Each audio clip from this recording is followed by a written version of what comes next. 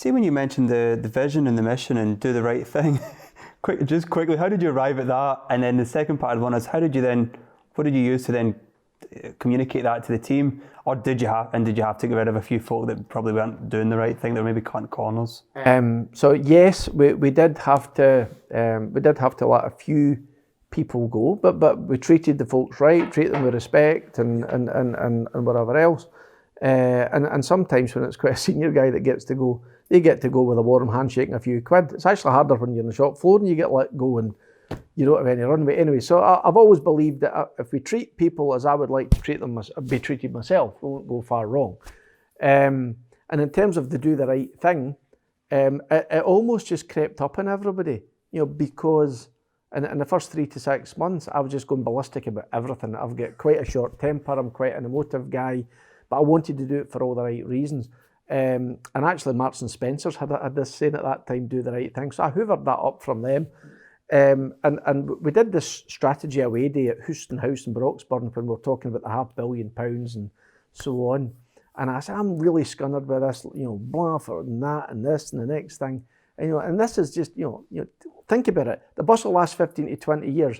If we piss a customer off, it's a generational thing. We just need to do right by the customer. It was like one of those conversations. We need to do the right thing. And that stuck. And then, 3 years later, we then went with our sort of core vision and values. We get 6 sort of core values. And again, I believed in walking the talk as opposed to winning some literary award or some beautiful artistic award. So that really did start to stick. And we could use so many examples like, service engineers not having the diagnostic capability, everything being an argument, whether was that really warranty, did you break it, did we break it, shades of grey. And, again, you catch more flies with honey than you do with vinegar. So do the right thing. They may have broken that or abused this or maybe not read the maintenance manual, but let's get over it, right? The next year or two, we need to become the de facto market leader again, 30+% market share. How do we do that? Well, we do quite well in London. We do quite well with 1 or 2 of the big PLCs. We need to sell to all the big PLCs. We need to be leader in London.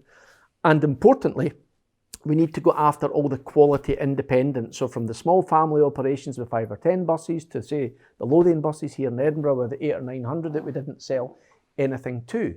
You only sell to them reputationally. See, when someone tells you that I had a great experience with Alexander Dennis, the bus was delivered on time, it was immaculate, and when I did have a technical issue, they were all over it like the proverbial cheap suit. That's the advertising that you want, because that's what sells more vehicles. And that takes a year, 2, 3 years to get that momentum before you really then start to get the repeat business and stuff like that.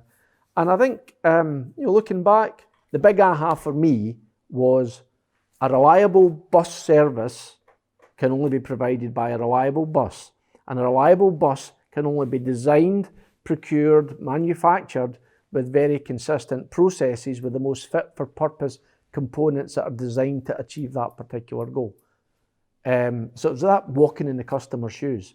It wasn't about getting another £1,000 out of the bill of material to make a bit more money, right? Or robbing Peter to pay Paul.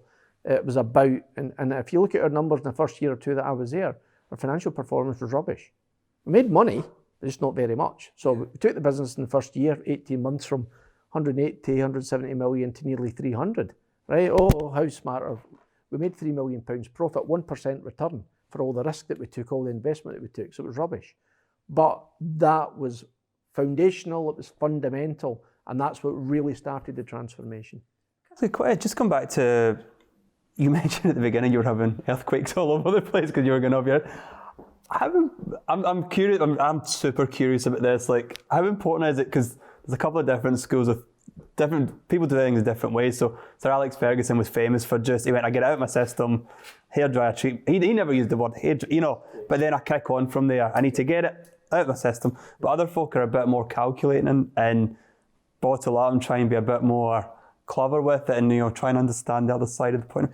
I take it for you getting out your system's quite, just be honest. Yeah, I think, the reason I'm asking, I struggle because there's like a cauldron all the time when you want things done in a certain way, right. And I'm always a little bit scared about, I could do the Alex Ferguson at any moment. No, I've always been quite driven and quite passionate, and sadly, those characteristics can manifest in being a bit of a nutter from time to time. I can't deny that. And I have, shouted and bawled and threatened and followed through in some of those threats and so on with monotonous regularity. I think as I've got older, I've become a bit wiser, a bit calmer. But I like to think it was always for the right reasons. I'm probably a bit more volatile and a bit more in the Ferguson camp. I would also say, I think I recognise that, and I recognise it more as I've got older. And I've never ever had any issue with apologising afterwards, certainly to the individual that maybe took the brunt of it. Maybe partly for good reason, but maybe partly not the way that it could have been delivered. But a bit of tension in a business, a bit of tension from time to time in a relationship, particularly if things aren't going particularly well, I don't think are necessarily a bad thing. Success has many fathers and failure is an orphan. So, and we all want to be part of that winning team. And I think as I've got older, I'm not the sink or swim guy I used to be, because I've left a lot of drowned people behind me, and that's horrible, and there's some regret in that. I think I'm wiser, and I'll throw people life belts and floats way quicker. I think I'm better at that now than I've ever been, and I wish I could have learned how to handle that way better 10, 20 years ago. But every day is a school day.